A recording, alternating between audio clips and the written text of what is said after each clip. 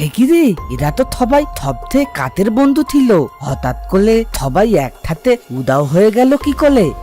আমিও তো এটাই ভাবছি। আর একটা জিনিস খেয়াল করেছিস, সবাই কিন্তু মোবাইলে গেম খেলায় খুব পারদর্শী ছিল। হ্যাঁ বাবা, আমার মেয়েটা তো সারাক্ষণ মোবাইল গেমই খেলতো, কত বকাঝকা করেও মেয়েটাকে আটকাতে পারেনি।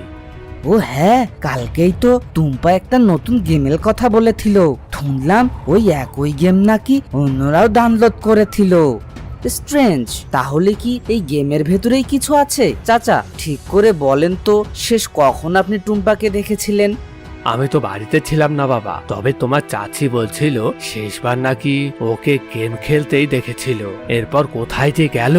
কাঁদবেন না তাতা, আপনি একদম ঠিক জায়গায় এসেছেন। তালহার উপর আমার দৃঢ় বিদ্যা, তাতে ও নিত্যই সবাইকে খুদে বের করবে। বন্ধুরা, পরের পার্ট দেখতে হলে ভিডিওটিতে লাইক করে চ্যানেলটি সাবস্ক্রাইব করে দাও।